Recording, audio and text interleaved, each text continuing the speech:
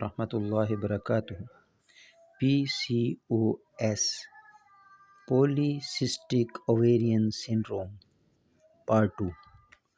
PCOS part 1 کے lecture میں نے ادویات بتائی تھی۔ اب میں اپنی پریکٹس کے بارے میں بتاتا ہوں۔ 80% لوگوں میں یہی مینجمنٹ اور پریسکرپشن ہی شفا یاب کر دیتی ہے، اور اس کا ڈیوریشن تقریباً 2 months ہے۔ PCOS کی مریضہ کو یہ مسائل پیش آتے ہیں: نمبر 1 پین، نمبر 2 مینسز کی irregularity، نمبر 3 سسٹ کو کیور کرنا، نمبر 4 ہارمونل امبیلنس کو درست کرنا۔ اب میں آپ کو بتاتا ہوں کہ کس طرح ان ایشوز کو میں ڈیل کرتا ہوں۔ پین، اگر درد شروع ہو جائے تو بہت ہی قسم کی درد ہوتی ہے، یہاں تک کہ مریضہ کہتی ہے کہ اب یہ انجیکشن کے بغیر درست نہیں ہوگا۔ تو ایسی صورت میں زنتھوزائلم 200، میگنیشیا فاسٹ 200 اور کالوفائلم 200 دیتا ہوں، اور الحمدللہ چند خوراکوں سے ہی مریضہ کی درد درست ہو جاتی ہے۔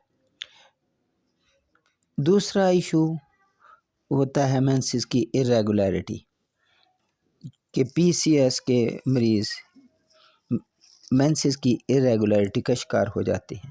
اکثر پیشنٹس کے مینسز irregularity کا شکار ہو جاتے ہیں، کبھی 2 ماہ بعد آتے ہیں تو کبھی 4 ماہ بعد آتے ہیں۔ یہ ادویات میں دیتا ہوں: نمبر 1 گوسیپیم 200، پھالساٹیلا 200، سینیشو 200۔ الحمدللہ اللہ تعالیٰ شفا عطا فرما دیتے ہیں۔ تیسرا ایشو جو ہوتا ہے وہ سسٹ کو ڈیزالو کرنے کے لیے ہوتا ہے کہ اس کو کس طرح تحلیل کرنا ہے۔ اس کے لیے میں یہ ادویات دیتا ہوں: ایپس میلفیکا 30، نیٹامیور 200، کلکیریا فلور 200 دیتا ہوں۔ الحمدللہ اس کے شاندار رزلٹ ملتے ہیں۔ چوتھا مسئلہ جو سامنے آتا ہے وہ ہارمونل امبیلنس کا آتا ہے، کہ اس 4th ایشو کو ہارمونل امبیلنس کو درست کرنے کا ہے۔ اس کے لیے میں یہ ادویات استعمال کراتا ہوں: الٹراسفیرینوسا 3x، فریکسینس امریکانا 3x، Ashoka 3x، زنتھوزائلم 3x، کالوفائلم 3x۔ اگر بعض اوقات مارکیٹ میں ایسی ادویات دستیاب نہ ہوں تو پھر جو قریب ترین لویسٹ پوٹینسی ہے وہ لے لیتا ہوں، 3x کی بجائے 6x۔